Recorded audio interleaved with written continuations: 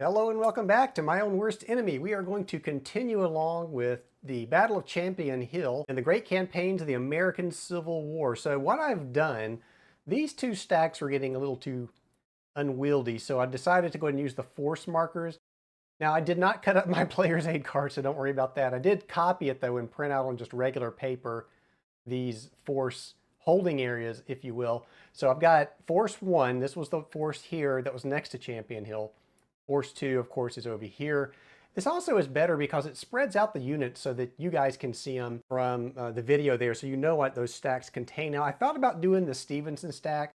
In fact, I even printed out a third force card. I'm not using it yet. I don't think it's quite necessary yet. May go to using that. I don't know if we're going to have to use any for the Union or not, but we'll do that if we have to. So that's it. Let's go ahead and jump in. We're going to start off. We're still in the action cycle. So we're in the initiative phase right now. We're going to see who has the initiative here. We're going to roll 2d6. And remember that the Confederate paralysis rule is in effect, so the Union will win all ties. So who's going to have the initiative? Looks like the Confederates will have the initiative, just barely, but they have the initiative. Now there already are units that are at fatigue level 4 for the Confederates in this force 1 pile, so they're really not going to be able to do anything with those units. The Union has a couple of units. Osterhaus and Hovey here are both at fatigue level 4, so they're not going to be able to do a whole lot either at this point. But Force 2, we do have Loring, and he has all of his brigades, all 3 of his brigades are with him, so maybe they could attack McClernand. Let's take a quick look and see where we're at with McClernand and Carr. I believe, if I'm not mistaken, they just pulled in, or just pulled up here to this battle. So they're at 7, and only at fatigue level 1, because they just moved up. So one option is to activate Loring, activate the leader, and assault McClernand. So that is one strong possibility. Another option would be to activate Stevenson and then maybe try to, using some of these units that are still available in Force 1, we have Cumming and Barton. We can have them try to attack Osterhaus and knock him off Champion Hill. Now, what was Osterhaus at? He is disorganized, so his effective combat value is a 4. That's not a bad idea either. The question is, do we want to try to take back Champion Hill? We still have forces for the Union coming down. Like I said, it doesn't look good for the Confederates, so I'm not sure how it's going to work out. But of course, it all comes down to the dice rolling, so we'll see. And if we did activate Stevenson, we still have Lee under here. So let's see, what did he end up being at? He's disorganized, so his effective combat value is a 3. Now, he is at fatigue level 3, so that's going to put him in an extended march situation, so that might not be the best thing there to do. And then I want to take a quick look underneath here because we still have, I think it was Reynolds. Yeah, Reynolds is also under Stevenson's command, so he could actually, he's got 5, so he could actually move forward. Fatigue level 2.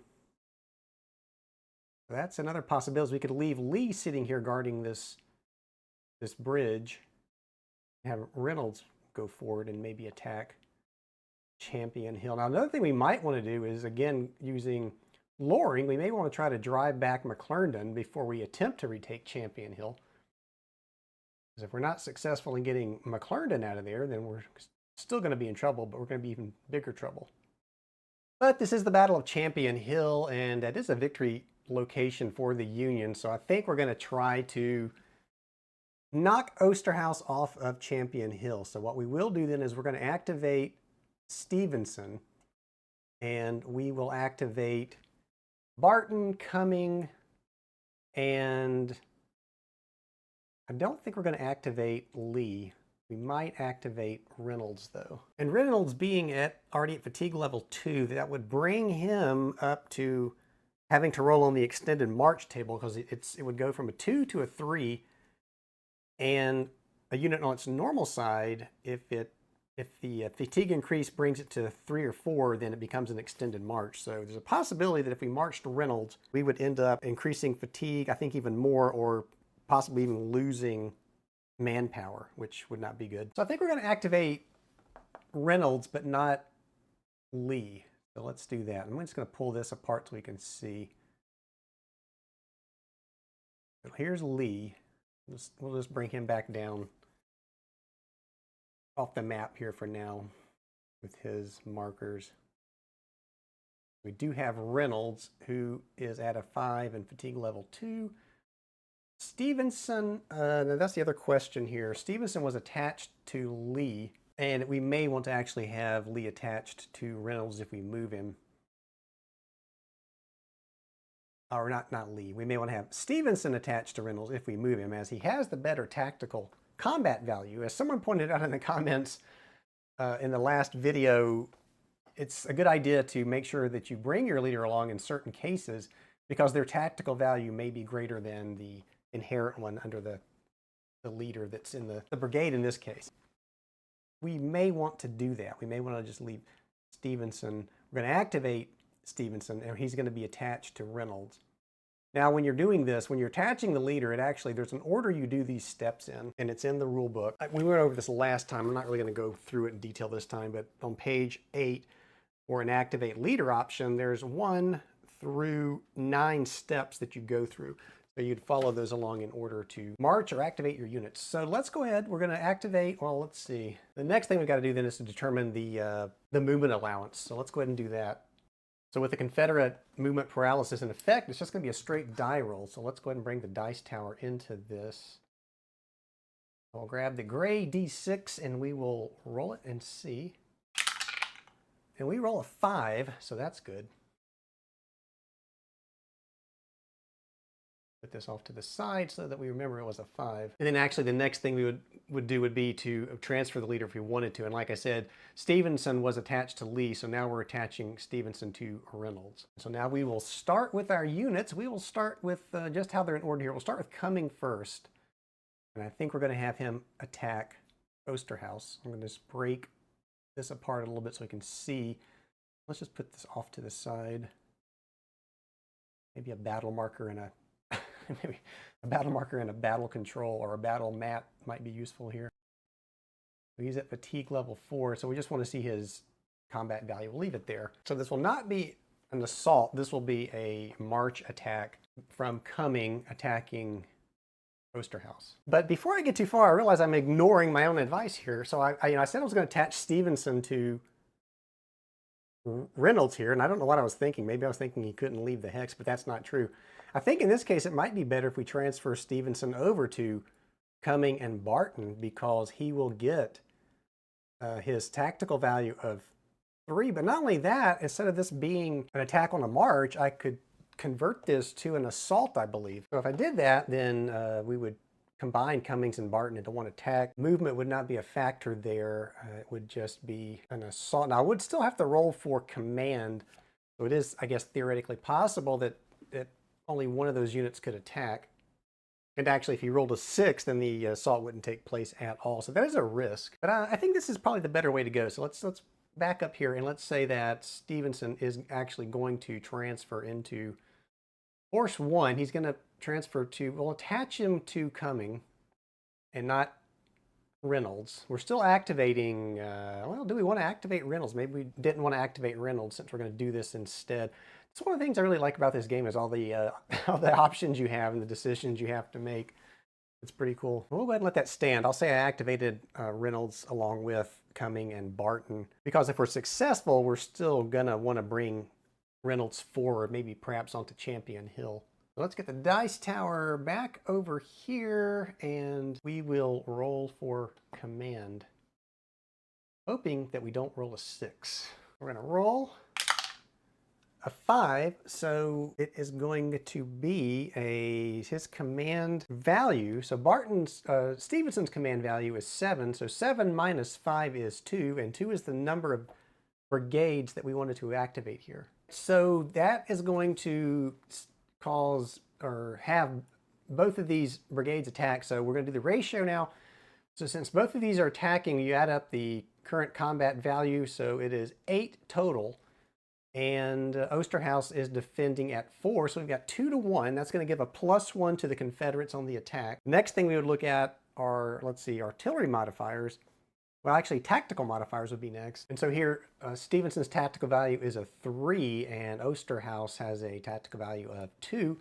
So that's going to give another +1 to the Confederates. And then we would look at the artillery modifier, and here it may actually apply. So we have Barton and Cumming have a artillery factor of 2 and 1, so that's going to give them 3.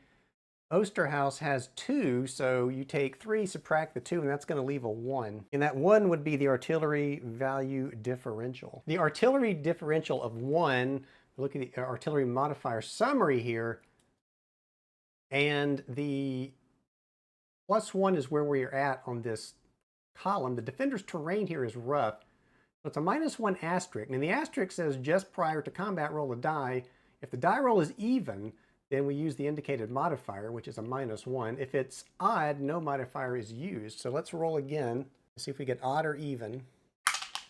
We get odd, so that means that the modifier is not used here. So artillery will not make a difference. And then finally, this is an assault action, so they will get a +1 for that. And then looking at the Union, the defender, the only modifier they're going to get is they're on a hill, so they're going to get a +1 to their roll for that. So the Confederates end up with a total +3 to this roll. The Union will get a +1, so let's roll the dice and see what we get. And the Confederates rolled a 5, and then the Union rolled a 1. Not good for the Union. So really the Confederates rolled an 8. And the Union rolled a 2. So I'm just going to grab let's just grab a D10. So the Confederates rolled, their total ended up being 8.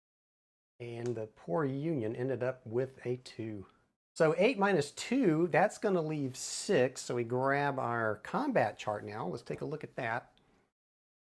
We look at the attacker. So the attacker had, 8? So they're at 8 on this column, the 8 column. And a +6, so we go all the way down to a +6.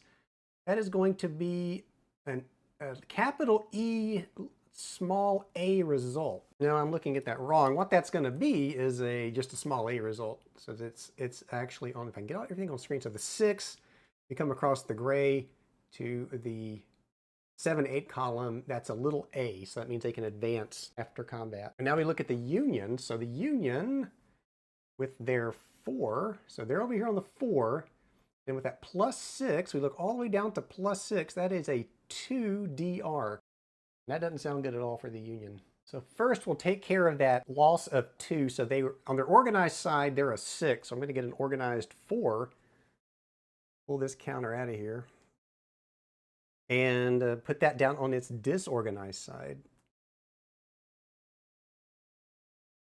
Now I'm going to take care of the capital D, which, again, since the strength marker is flipped to its disorganized side, it's already there, just remains so. Fatigue level is increased by 3, and they're already at 4, so that can't go up anymore. We have a capital R result, the first one of our game, and it's got that is a rout demoralized -2. And so Osterhaus is going to gain a demoralized marker. We'll go ahead and put that on top of the fatigue marker, and now, since this is a rout, then Osterhaus must retreat a minimum of 4 hexes and a maximum of 6. So our retreat path here is easy. I mean, it's basically just going to come right back up this railroad. So if he has to go 4, let's see, there is a road there. I think we looked at this before. So the road, yeah. So he's just going to follow this road to the railroad and go 1, 2, 3, 4. And that would put him back at Bolton. So let's do that. Way back to Bolton. And we will put the fatigue and the demoralized. And actually what I'm going to do is I'm going to take that fatigue marker. It's going to end up being on the top because at this point I think Osterhaus is probably done. We'll just put this back up here as the reminder that he's at fatigue level 4 and he's well away from Champion Hill or the battle at this point. So now the Confederates have their little a result, which means they can advance after combat. And we're certainly going to want to do this here. And it's one or both can advance. So Cumming and Barton can advance. So I'm going to advance both of those into Champion Hill. So let's grab Barton first. So the Confederates managed to retake Champion Hill.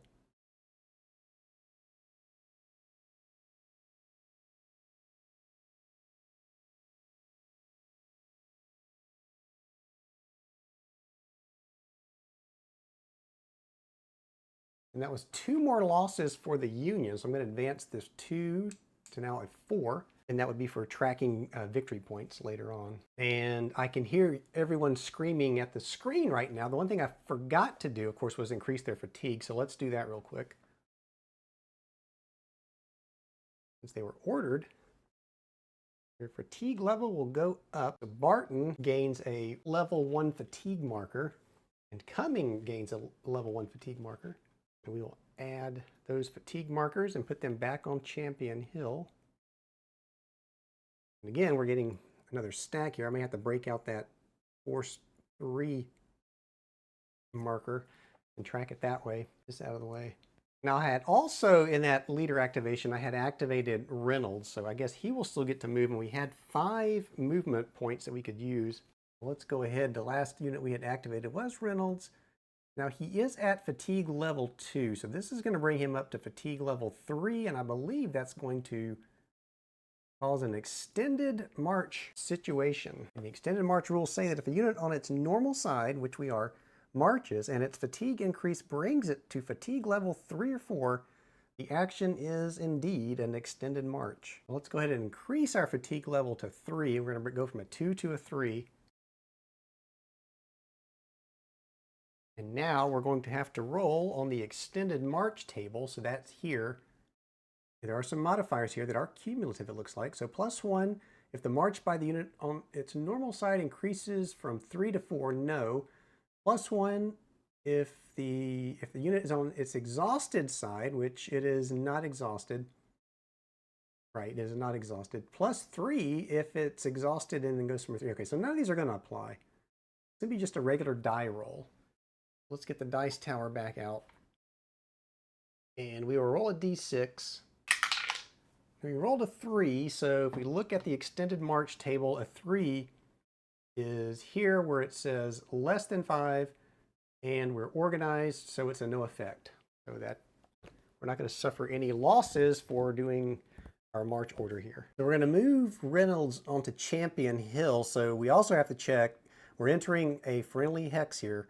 This friendly hex is a hill, so we look at the cost to enter that friendly occupied hex is going to be an additional move point. Well, remember though, we have 5, so we can go 1, 2, 3 to get us to Champion Hill. So let me go ahead. I think I'm going to have to bring out the force 3 marker. What I'm going to do is slide this up just a bit. We'll slide this up just a bit, and I will grab the force 3 marker.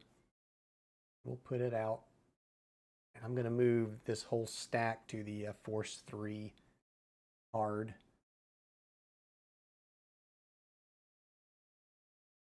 Let's do that real quick. All right, so Stevenson's still attached to Cumming, so we're going to show, let's pick this back up. All right, so we've got Stevenson, who is still attached to Cumming. You may not be able to see this whole thing, but that's okay. Fatigue level marker under Cumming is 1, and then he's disorganized at 4. And then we have Barton. Also gets his fatigue marker, and he's still at disorganized 4. But now we're going to add Reynolds, who is disorganized, or fatigue level 3. Still organized, though, and not exhausted.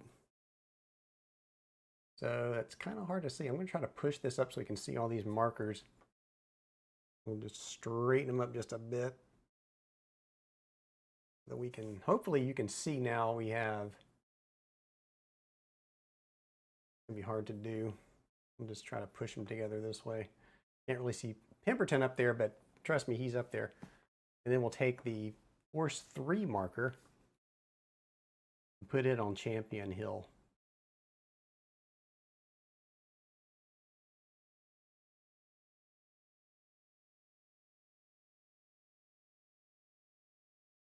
So we managed to do that, and that is going to end the Confederate activation segment. And also I forgot, but we got to put back Lee. He's disorganized and fatigued, but he's still on this Austin Bridge back here. We did not activate Lee, so he's still sitting back there guarding that bridge. And so now we return to the initiative segment. So let's get the dice tower back over here. We will roll the 2d6 and see who's going to have the initiative. And it looks like the Confederates again. And this is probably a good thing for the Confederates. And if you were the Union player, you'd probably be upset right now because the Confederates have won 2 initiatives in a row. So we might now consider having Loring attack McClernand, who was at 7, I believe. Yep, he's at 7. So I think we'd be crazy not to activate Loring, and we could have him assault McClernand. I think we're going to do just that. So we're activating Loring in Force 2 here. We're going to activate the leader. We're selecting all 3 of his brigades, and they are going to conduct an assault on McClernand. And let's go ahead and roll for our movement allowance, even though I don't think we're going to need it here if we do an assault, but let's roll. And it's a 3. I'm just going to take our D10 and then mark a 3 on it so that I know that that was a 3. I'll set it off to the side. But we are, in fact, going to conduct an assault here. Loring will stay attached to Featherstone there. He's not going to move. And we'll go ahead and grab 3 fatigue 1 markers and just put those on because they're each going to earn a fatigue for this. We will scoot these units up and put a fatigue marker underneath them if I can do it without destroying the setup here. Even with the force markers being this close, it's still kind of disruptive, but that's okay. Each of these will have a fatigue level 1 as we are activating each of them.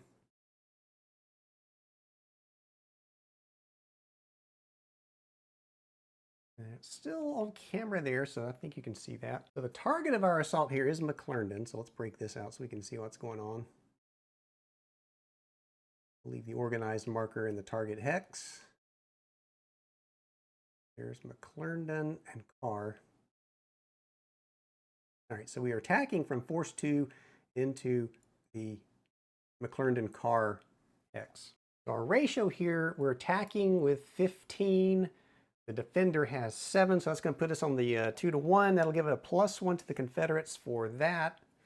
The tactical value here, we have Loring is at a 3 and McClernand's a 3, so nothing there. Artillery, so we are attacking with 2, 3, 4. The defender has, what does the defender have? 2.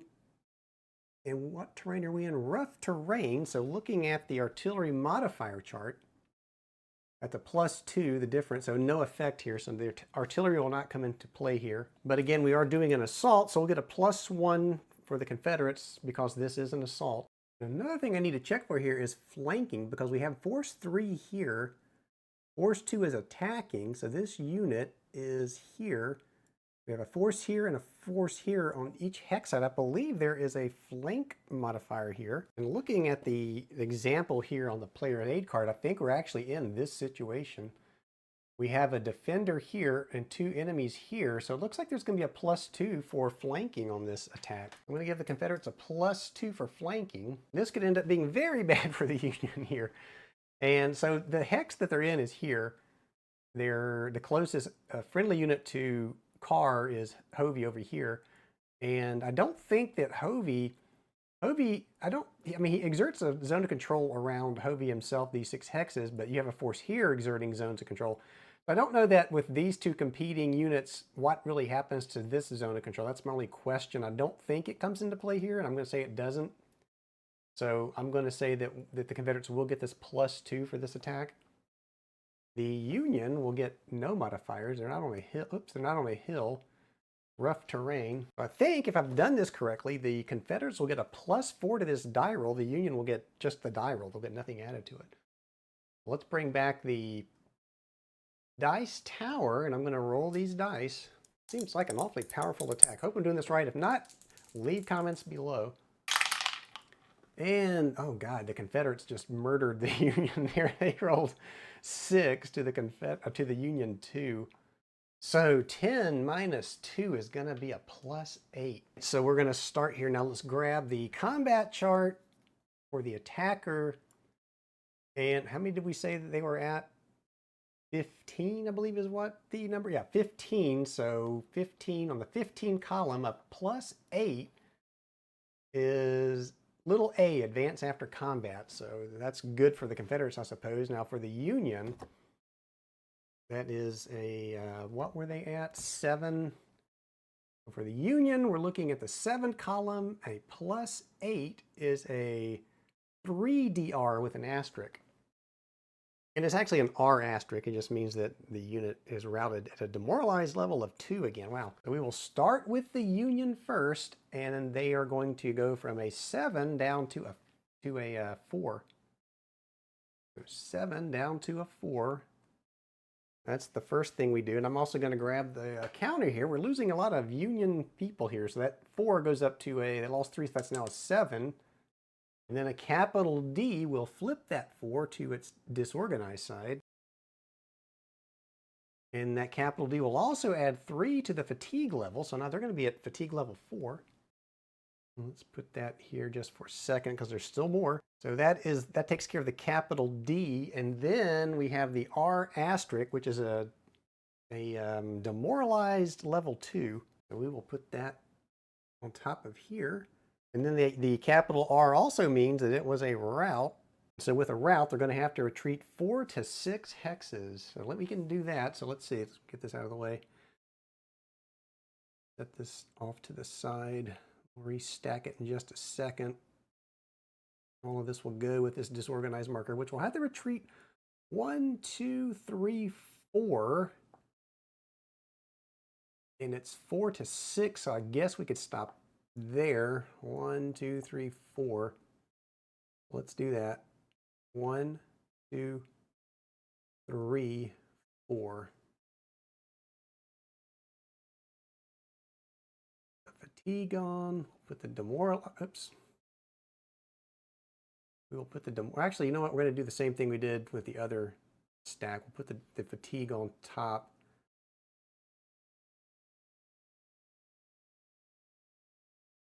Well, let's see. We still have. Let's do this. We'll put it right under at an offset so we can still see McClernandon. And so that was the Union. And then, of course, the Confederates can now choose to advance after combat. And I think they will. So Force 2, all of these units in Force 2 will advance to here. And that, I think, is going to end the action segment there for the Confederates again. So that will take us back to the initiative segment. So let's see the Union hoping to get the initiative here. So let's roll. And the Confederates win the initiative yet again. That's 3 in a row. Wow. So they're hanging on. I don't think they want to go on the offensive here. Getting a little ahistorical, I think. So this is... The only thing they could do is shuffle forces around, but that we don't do that. And then there's Hovey who's sitting here with... What has Hovey got? He's 7, but his current combat strength is a 5. We could have an attack at a force 3, which is down here. We still have Barton and Cumming. Now, I guess we could attack off of, yeah, we could attack from Champion Hill and try to knock Hovey back. We don't want him sitting there. Yeah, maybe we'll do that. So I think we will activate Stevenson again, and we will not activate Reynolds, but we will activate Barton and Cumming. We'll have them attack Hovey is what our plan is going to be. So we'll do another assault. So we're going to activate our leader, Stevenson, and our selected units, Barton and Cumming, and we will calculate our movement allowance, even though I don't think it's necessary again if we're going to do an assault. But I'm going to do it anyway because I don't really, we'll roll for it. I think if you're going to only do an assault, I don't know why you'd need to know that number. It's a 1, but you don't use movement points for assaults. So we're going to spread this out a little bit so we can see what's going on here.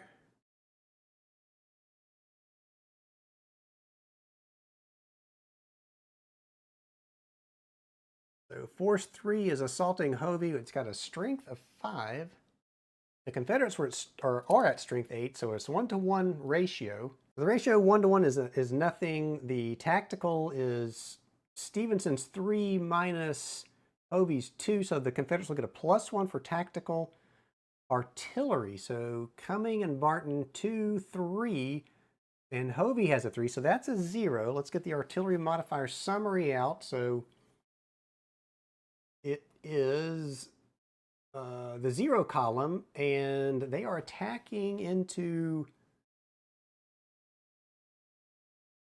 clear, it looks like. I don't think that's clear. I think that's rolling, if I'm not mistaken.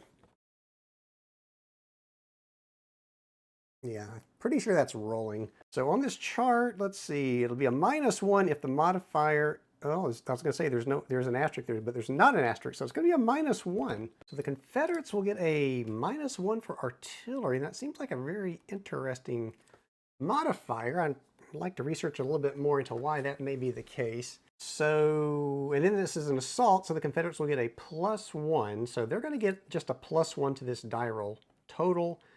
Union will get nothing. Let me look at the modifiers again real quick for the defender. They're not on a hill, and none of this other stuff applies. So yeah, they're not going to get any modifier to this die roll at all. Let's get the dice tower back over here. We'll roll the 2d6s. The Confederates get a +1. And, oh God, the Union is just rolling like crap in this game. So the Confederates get 3, +1 is a 4. And the Union gets their 1. So the difference there is going to be a +3. So let's get the combat chart out again. So the attackers were at 8. And they're on this column. A +3 gives them a capital F little a. And then the defenders were at, what did I say? They were at 5. So they're on the 5 column.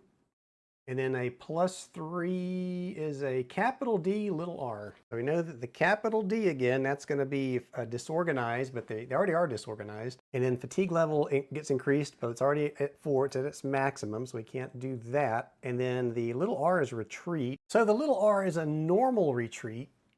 And we are sitting here. And a normal retreat is 2 to 4 hexes. So sitting here and having to retreat 1, well, let's see, let's think about this. We still have units that hopefully at some point in the game that the Union will be able to get down here. So we might want to see if we can get these units retreated out of the way of these other units. This unit, I'm looking at roads here. We could go 1, 2, 3. I guess we could go back up to Lee, this little house up here. That would kind of mess up Crocker a little bit, but not a whole lot.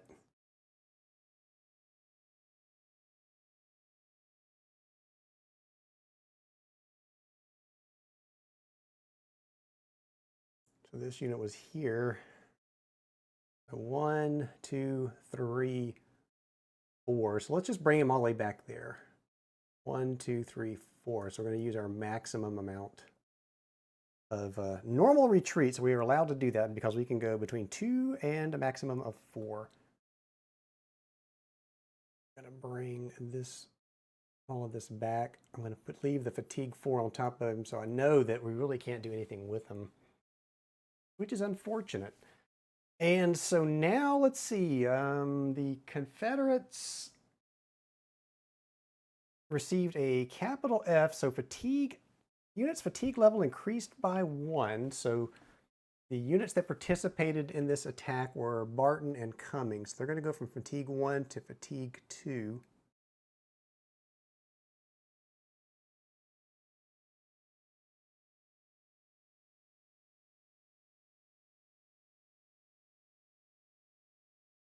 We did not activate Reynolds. We couldn't have anyway because he's already at fatigue level 3. And I think they've got to be lower than that. But we didn't activate him anyway, so it doesn't matter. So we increased their fatigue level. What did I say? That was a capital F. So actually their fatigue goes up by 2, not 1. So they'll go from a 1 to a 3. So let's correct that. They would each go to level 3 fatigue.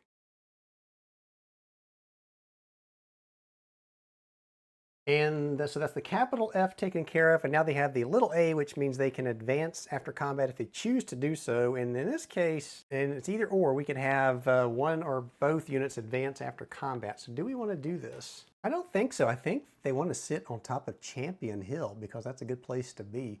And so that will end the Confederate action segment again, and we'll have to go back to the initiative again. But just looking at the map, I mean, they just basically, the Confederates have just sat here and pushed the Union back without even really moving much. It's crazy to me that that's the result that we're seeing. Again, it could be maybe I'm not the proper approach. Like I said, I'm new to the system, so maybe I'm not maneuvering the Union forces, or it could just be the bad die rolling, right? Because the Confederates have had 3 initiative wins in a row, and so they're able to pick off those initial Union units. And the intent was the Union would get more units up there to back up what they had, but they just have not been able to move. I'm going to get the dice tower out yet again, and we're going to go through the initiative segment. And again, we're going to roll 2d6s to see who has the initiative. Finally, it looks like the Union will get to go. So I think Grant here might have the greatest number of manpower. McPherson. There sits Logan with 12. Yeah, so McPherson's sitting. If we activate McPherson, 1, 2, 3, we can also activate Crocker. So that might be what we want to do. Another option is to activate McClernand, transfer him to Smith, who has 8, and bring him down. And of course, we still have Blair sitting up here. And I believe that Blair could also activate with McClernand as the special rules for this scenario. 1, 2, 3. So he is definitely in command range of McClernand if he can activate. So that would be 16 points worth of units. So I think what I want to do is I think I'm going to activate McPherson.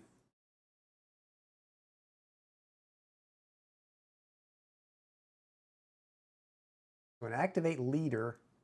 We'll activate Logan and Crocker. And Blair is out of range of McPherson, so it can only be Logan and Crocker that we activate here. So let's calculate our movement allowance.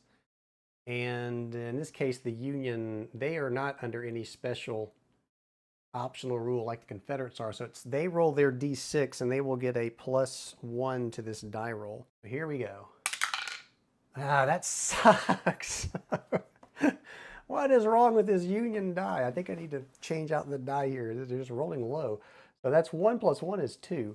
Grab the D10 just to remind me that I got movement allowance of 2 per activated unit. That really screws up Crocker here because he got all these units in the way. So he's going to move.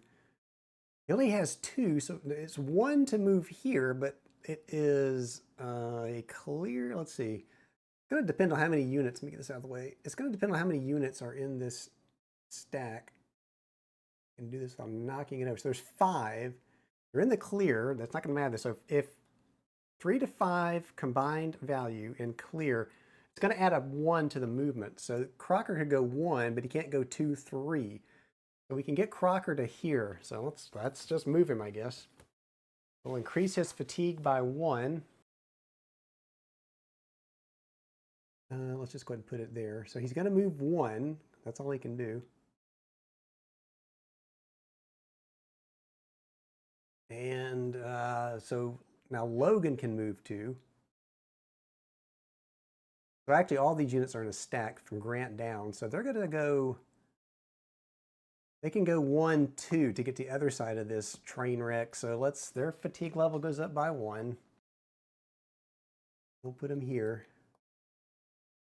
So that's where they're going to end up.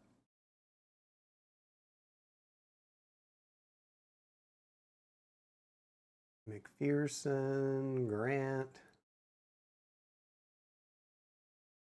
So that was, we activated Crocker and whoever that was, McPherson. So that's both of those activated, and that's going to end, that's going to end the Union activation segment.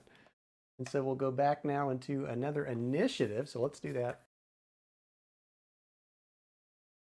So we'll go through another initiative segment here. So let's roll. Again, the Union's hoping for the initiative. And they don't get it. The Confederates get the initiative here. Although I don't really think the Confederates can do anything. So here the Confederates, they can pass, but if they do, it just gives the Union a chance to go because they'll have the initiative. Unless they pass, in which case it would end the game. All right, so the initiative will fall to the Union. The Confederates are going to pass because there's really nothing they can do.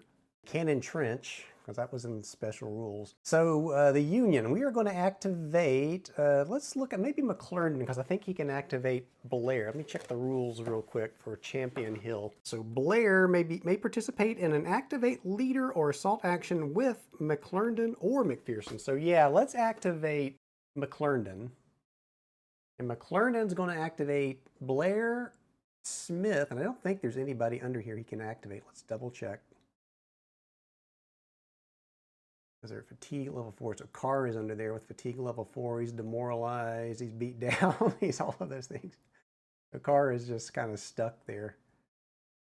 So we'll activate Blair and Smith. That's who we're going to activate. Now let's see what our movement allowance is going to be, and it better not be 1 again. So let's grab this dice tower. See what our movement allowance is going to be for the Union. 3. All right, well that's slightly better than 1, but that still sucks. We have our movement allowance. We know who is moving. We are going to transfer McClernand to Smith. So we will start with Smith with his movement allowance of 3. So he can go 1, 2, 3. So we're going to give him a fatigue level 1. What did I say? 1, 2, 3. So he's going to end up right there.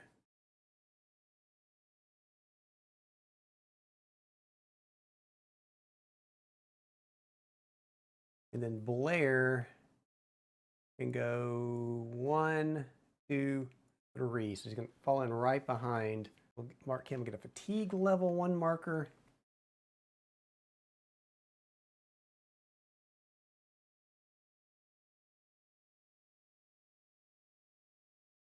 You're marching down that way. That is all that the Union can do. That ends their activation segment. Now we go back to the initiative phase. Although at this point, the Confederates can only pass, really. Just like I said, there's nothing they can do. Well, the Union won initiative that time. And so now, who do we want to activate now? And again, it all is going to come down to the movement allowance. It's probably better to activate McPherson over here and Grant because they don't have to move as far to conduct an attack. Whereas McClernand would have to move 1, 2, 3. Well, it's not much more. So we're going to activate McPherson. Let's activate McPherson. I'm going to pull Grant to the side for a second. McPherson to the side. The only thing under here I think is Logan. And he's at fatigue level 1. So we're going to activate McPherson, who in turn will activate Logan. And I guess we need to roll for our movement allowance. Roll the d6. Movement allowance is 3. Let me use this d10 to show the 3. With 3, we can march. God, this sucks. I really needed the extra movement points because we can march down 1, 2, and we can march attack force number 3, but that we only have 1 movement point left over, and that would put us on the hasty attack, which would be a -1 to our attack. The only other option is to move him 1, 2, and sit there for 1 more turn. If the Confederates win the initiative, then they can use force 3 to attack again. So Logan, what did he have? 7? No, he has 12. So force 3, this is force 3, right? So this is force 3, and they're sitting on top of Champion Hill. So he's got 12, but they have 13. That would be a very even battle. So we could either go in and do a hasty attack, or we could move him forward, inch him forward 1 slowly and hope for a better die roll on the next attempt. And I'm trying to think if there's any reason not to do that. I mean, we could actually, and also, you know what I did forget? So when I activated McPherson, I forgot that Crocker's sitting back here. So really we wanted to have activated him as well, or would we? So he could have inched forward 2 again. So yeah, we probably, I'm going to say we activated Crocker too because I forgot he was sitting back there. That's the other thing. If we get too far ahead of Crocker, then we can no longer activate him through this leader. Ugh. So let's see. So if I go 1 and stop here, and it's 1, 2, and if Crocker gets, yeah, so we can do that. So let's have Logan move up. And that will increase his fatigue now to 2. And that's the other consideration, is by inching forward slowly, the fatigue is going up. And that's not something we want to happen in this game.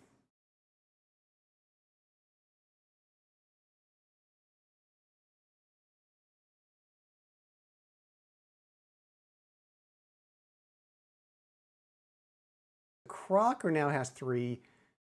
And it's 1, 2 to get to here, but he can't go 3, 4, so he's going to move up. So now Crocker moves up to here. And unfortunately, that's as far as he can go. And that is all. And I didn't increase his fatigue, but that's going to go up to 2.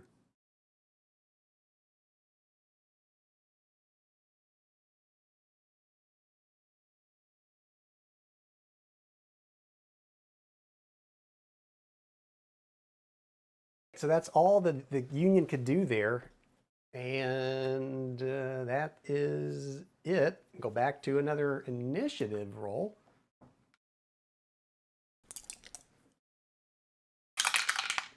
It's a tie. Ties go to the Union. So the Union can move again. Now, who do they want to activate? Let's try to activate this group again. We'll go with McClernand. So we're going to activate the leader, McClernand. And we are going to try to move these forces down. So let's see. We're going to activate Smith and Blair. Let's see what the movement allowance will be for these guys. 5. That's finally a decent number. Probably should have picked McPherson over there. So 5 is our movement allowance. We'll start with Smith first. So first thing we're going to do is increase his fatigue now to level 2. And now we march. You can go 5. 1, 2.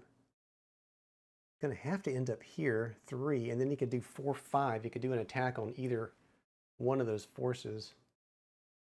It would probably make more sense to attack Force 1, who's back here. So if he goes 1, 2, 3, well, he actually can't do that though, because this road doesn't go down that way. Oh, this is frustrating. We could also come around this way. 1, 2, 3. He's just getting too far back though. 1, 2, 3, 4, 5 would place him here. Then he could come in and attack Force 1. Because Force 2 is sitting here with 15 strength points. And he's only got 8. So after we move him, Blair is going to move down. So what is Blair looking at? He's got 8. I mean, Blair could follow along. We could try to pull them back down and around and come up this way. Or we could, I was going to say, we could also try to split them and come around. But then again, now you're slowing your forces down again, and the fatigue just keeps increasing as the day goes on. He can't do that anyway because he's going to enter the zone of control of Force 2. Well, let's see. 1, 2, 3.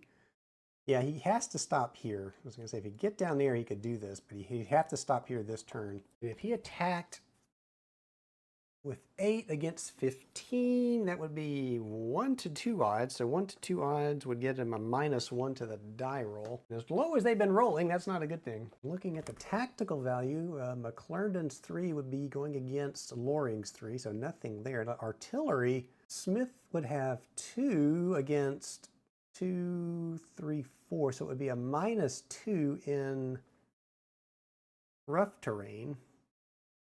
What would that do? -2 in rough terrain would be a -1, potentially, depending on the die roll. So they could go in already with a -2 if they try to attack force number 2. Another option would be to bring them back around this way. Blair would have to move first, and we'd have to go through this friendly hex, which is down to 5, did we say? Oops. 3. Actually, that's not that bad. It could be a +1 to the movement, so we'd lose a movement point doing that. We'd have to start with Blair first, though, to get him out of the way. Or we could go through Blair, but he's at 8, and I think that would be +2 movement. Let's look. So in rolling terrain to move through, it'd still be a +1 because it's 3 to 11. While I'm thinking about it, let's go ahead and increase Blair's fatigue to 2 because he's been activated as well.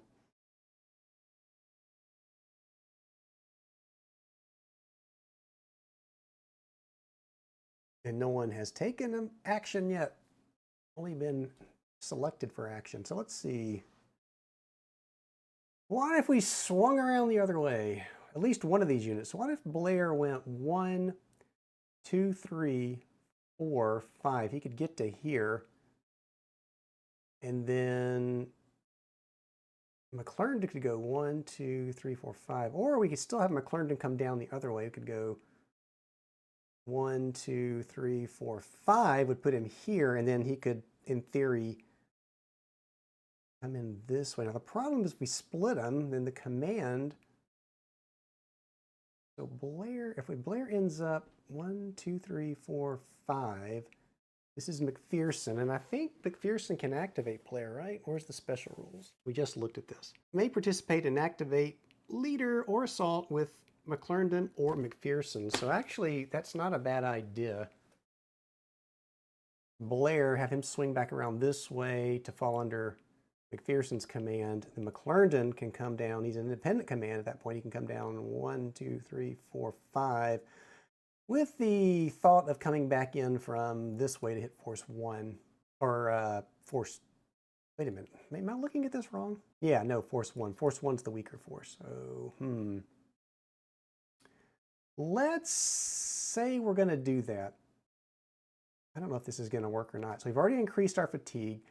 So Blair is going to go 1, 2, 3, 4, 5. So that's going to get him to there. And we are rapidly slowing our forces, fatiguing our forces, which is not good. So McClernand can go 1, 2, 3, 4, 5, which would put him here, with the theory that he can come in and hit force 1 from this side. So let's do that.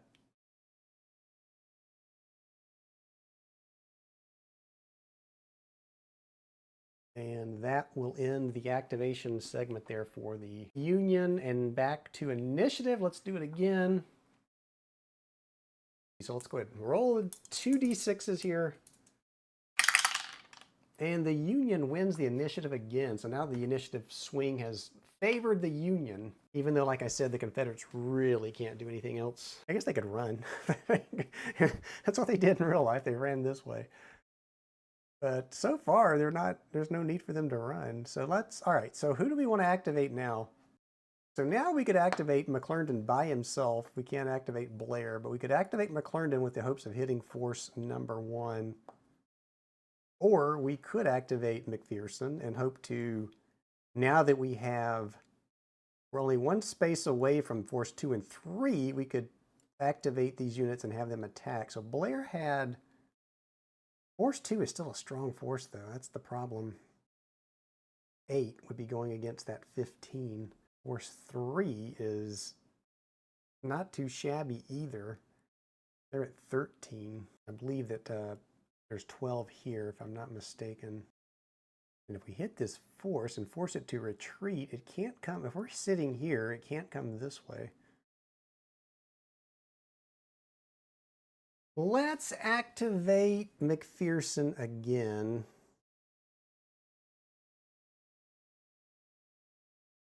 Which we will in turn, we'll activate the leader. We'll activate Logan and Crocker again. And so let's do that. We'll figure out what our movement allowance is going to be. Roll our d6.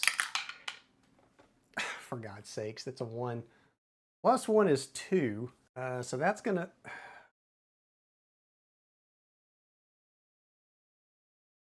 That's worthless. So that's going to take... Now we're at fatigue level 3. And I think, let's see. That's going to put them into an extended march situation. So we're going to have to roll a d6. Would there be any modifiers here? Let's see, they're on their normal side. They're not going to a 4. Not exactly. I don't think they'll get a modifier here. All right, so let's roll on the extended march table. And what do they roll? A 5. So a 5 or less is no effect. The problem is now they're at fatigue level 3.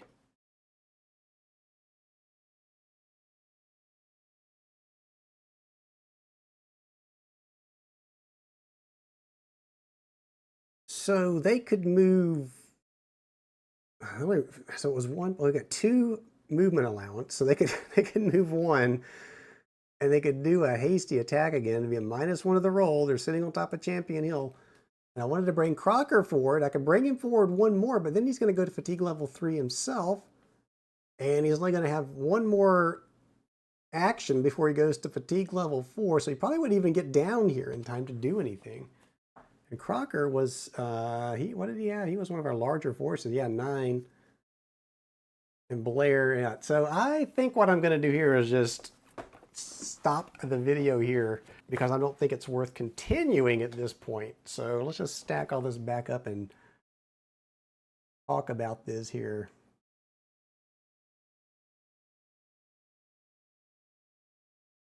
All right, maybe it's a testament to the game, but I can't walk away from it. We're just going to go ahead and see what happens here. So we had the Union can move 2. I think we're going to just take McPherson down 1. We'll do a hasty attack on that force. So let's go ahead and spread this out. So Logan, all right, we've already increased our fatigue to 3. We don't need to do that. That's already been done. We're going to, with the fatigue 3, we're going to march here and do a hasty attack on force 3. So hasty attack against force 3. So let's go ahead and run through this. Okay, so the attacker 12 is attacking force 3. And they have 13, so it's 12 to 13. The ratio is 1 to 1. That's going to be as nothing for the Union. Tactical, we have McPherson's at a 3, and force 3, we have Stevenson's at a 3, so 0 for tactical for the Union. Artillery, Logan is at a 4, and then force 3 has 1, 2, 3, 4, so it's 0. Let me grab the artillery modifier summary. So we are looking now at, we are at 0, and this is a hill. So again, we're going to have to roll the D6 to see if there's even a modifier here. So let's do that.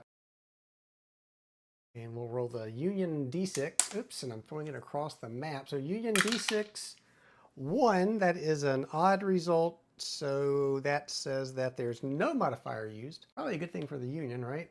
Otherwise, you get a -1. So 0. So a grand total of 0 to the die roll for the Union. The Confederates will get the +1 for being on a hill. So let's get the dice tower back over here again. Probably should have just left it there, but that's okay.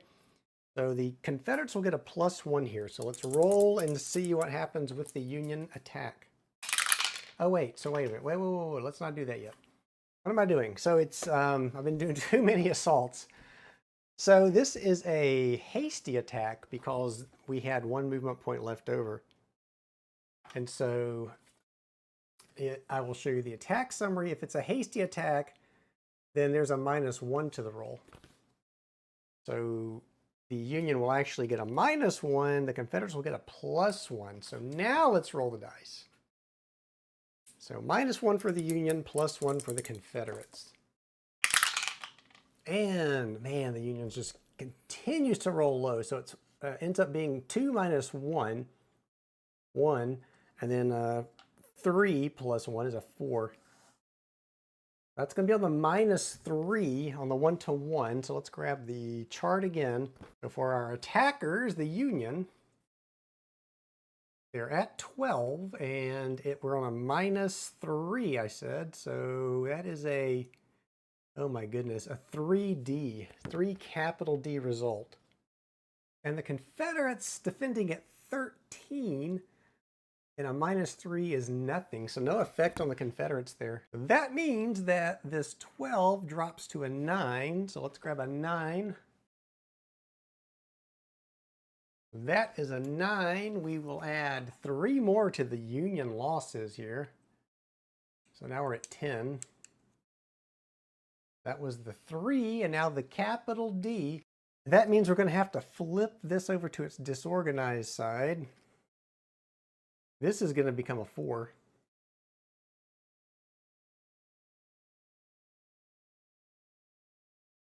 And then nothing will happen to the Confederates. They will just sit there as if nothing had happened. So we can restack all of this. Not a good attack for the Union. Again, very ahistorical here. And then let's see, we had 2. I was going to move Crocker was the other one that's going to move. So the only thing Crocker could do, so he's at 2. This will put him to 3. And the only thing he could do is move forward 1. So it would be 1, 2 to get into here.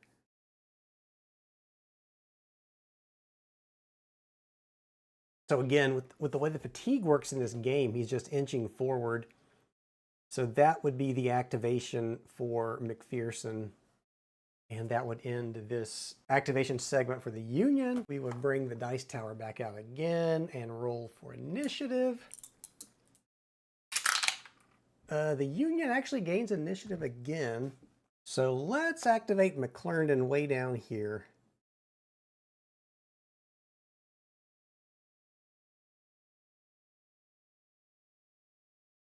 And he's in this hex. So this fatigue is going to go to 3, which means that's an extended march. Now this is 3. Let's get the extended march table out. So the extended march table, none of these modifiers are going to apply. So let's go ahead now and roll. See what we get. We roll 1d6. And the 4 is less than a 5, so no effect. And I need to roll for the, I didn't roll for, we're activating McClernand. Yeah, so I need to roll for the movement allowance here. So let's do that. We'll roll. 2 plus 1 is 3. So they would get 3 for their movement allowance. And that means they could go 1, 2. And again, we're going to have a hasty attack here by spending the... Let's just leave all these to the side so we can do this. It's going to be a hasty attack against force number 1. All right, so quickly, let's see. We've got 8 going against force 1. So we've got 8 going against 6. So it's going to be on the 1-to-1. So no modifier for that. Tactics here. So McClernand's got 3 and 3 for Bowen. So 0 for that. Artillery. What are we looking at artillery-wise? We've got 2, and then force 1 has 5. Wow, so that's going to be a -3 for artillery. We'll look at the modifier. They are in, what terrain are they in? Force 1 is in rough terrain, so -3. Rough terrain. Looks like, again, it's going to be, we'll have to roll a d6 to see if we even get to use artillery. That is rough and not rolling, right? Yeah, that's rough. So let's go ahead and roll this. So if it's odd, there'll be no modifier. And it's odd, so there's no modifier. And I believe that is all of the modifiers for the attacker. Basically, not basically, but nothing will be added to the die roll for the attacker. The defender, let's see, there's no hill. No, yeah, nothing's going to apply here for the attacker. It's going to be a straight die roll for each side. So let's grab the dice tower. And actually, let's see, I increased the fatigue already, right? So let's just roll the dice and see what we get.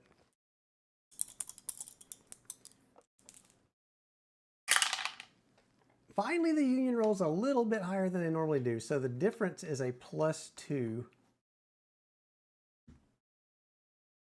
+2 for the Union. Finally, they did a little bit good there. So let's look at the combat chart. The attackers, they were at 8. And +2 is a 1, capital D, little a. And the defender was at 6. And +2 is a capital D, little r. So we'll start with the Confederates. The capital D again is going to flip. Well, they're already, let's see. No, it's going to flip. I'm looking at force 1 here, right? So they're already disorganized, so nothing there. Fatigue levels increase, but it's already at 4, so we can't increase that. So that D is going to do nothing. But the little r is a retreat.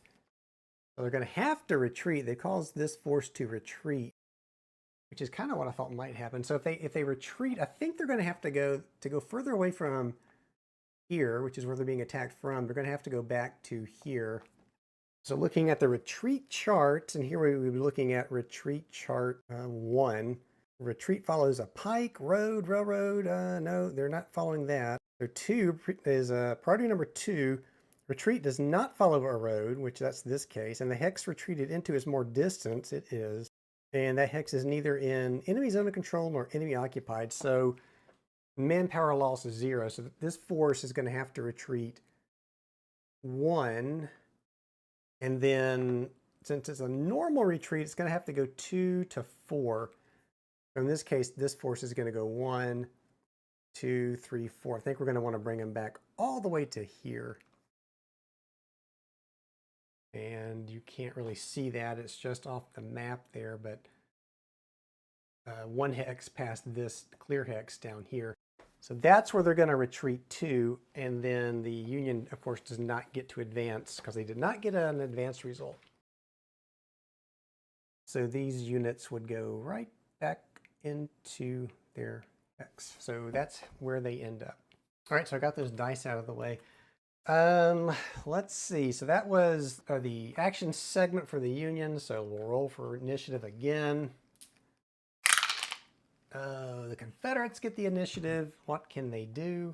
The only thing we could do is something with force 3, it looks like. So force 3 is here. They're at fatigue level 3. And let's see, if we tried to march those, only a single unit, maybe. So we're not going to march. That wouldn't make any sense unless we did a march attack, which again, a unit is eligible to march only if it's currently at fatigue level 3 or less. Well, they could march, but we're not going to do that. And we activate, what I see here, this is force 3 on Champion Hill.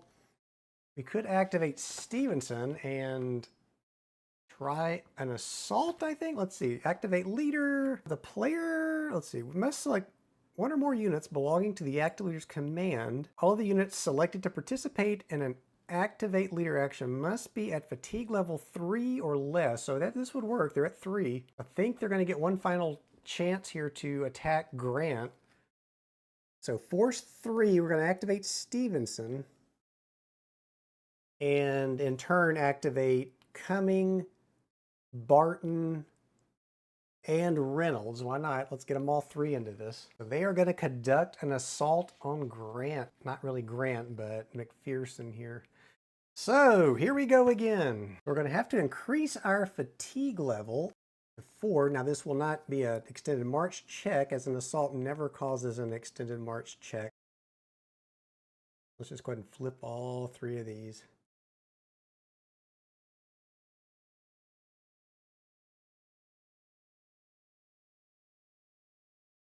Well, I was trying to do that without flipping it, but I couldn't do it.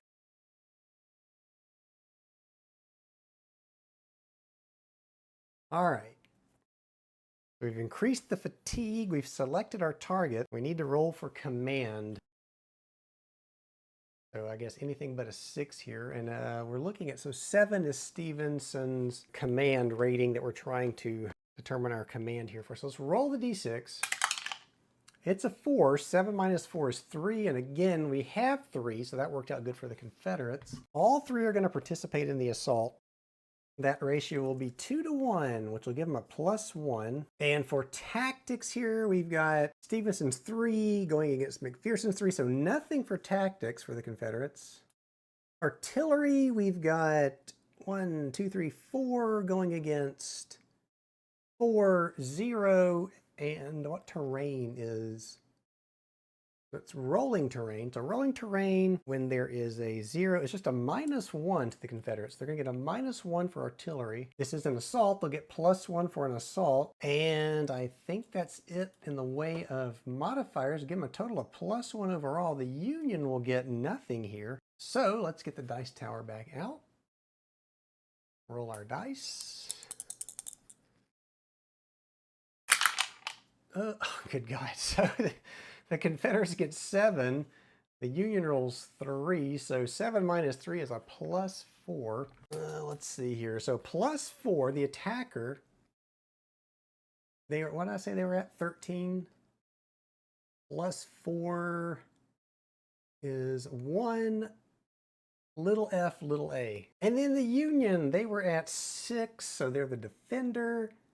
They are 6 +4, 1 dr. So starting with the Union, let's resolve that. A loss goes to 11. That means that the 9 goes down to 8. Still on this disorganized side. We have a capital D again, so that's going to be, it's already flipped, fatigue can increase, and then the big R, that's a demoralized 1, so they'll earn a demoralized 1 marker, and the big R is also a rout, so they're going to rout. That means they've got to move 4 to 6 hexes back, and where they're here, get this out of the way for a second. So what that's going to mean is, we'll just move their fatigue marker. So they're going to go 1, 2, 3, 4, and then you're going to end up way back here. Actually, let's just go ahead and put down this here. Because again, with the fatigue level 4, they're not going to be able to move. The Logan got pushed way back to there. Poor Ulysses went with him. And yeah, so that's the result for the Union. The Confederates, they'll lose 1. Takes this to 3, and it comes off of, it doesn't really matter. It's we'll just pick Reynolds here. It'll go from a 5 to a 4. He's at a 4, and then a little f is a fatigue 1, so that they're already fatigued, so that can't increase. And then the A is advance after combat, which they would choose not to do. They want to stay atop Champion Hill. And so, yeah, now I'm going to end it. So I went a little further than I thought I was going to go, but it's just no point in continuing here, I don't think. We have basically, the only thing I have left is Blair, who's at fatigue level 2, and we have McClernand here is fatigue level 3 with Smith. So I'm going to end it here. Bad showing for the Union.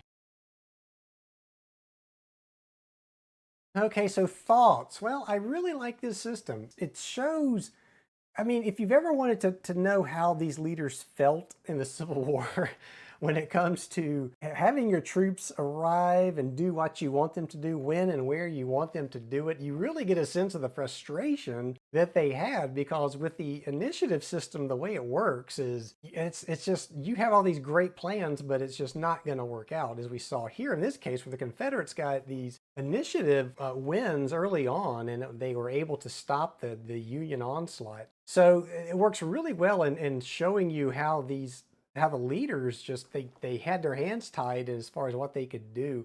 Another concern is, I thought when we first started playing, I think I mentioned this, that I didn't think that this level, that this would be a good scenario. Champion Hill, I thought, would work best as a tactical game. And, you know, it's a tough one. I still think maybe you might get more of a Champion Hill feel if you're playing tactically, a tactical game. You're just, you know, you're in greater detail as to what's going on here. But I have to say, at this level, it did work. I had a really good time playing this scenario, and I'll definitely play it again, because again, the maneuver, you know, you're forced to stick to these roads. The replayability here is through the roof. Every time you play this scenario, it's going to be different because of the initiative rolls. The fatigue system it's just a great idea.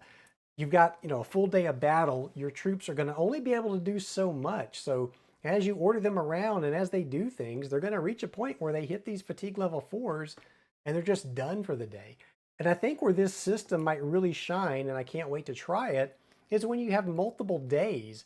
So you have these troops that they wear down during a day, and then the next day they refresh a little bit and they keep going. So it's going to be really interesting to see a multi-day scenario in this system. So yeah, I'm very happy with great campaigns of the American Civil War. I think it's a fantastic system, and I can't wait to play it again. But yeah, this system shines. This is a great system, and like I said, I really look forward to playing a multi-day scenario. Unfortunately, though, this Champion Hill for the Union here was a disaster. Probably because I'm new to the system, didn't quite know how best to maneuver these units. But like I said, again, the initiative system and the die rolls. I had a lot of low die rolls for the Union, and that just kills any kind of momentum that you have when you're trying to attack and maneuver. So yeah, great fun. So that's going to end it. I'm going to stop it here. If you liked the video, please give it a thumbs up. Subscribe to the channel if you have not. And as always, I look forward to seeing you back here next time.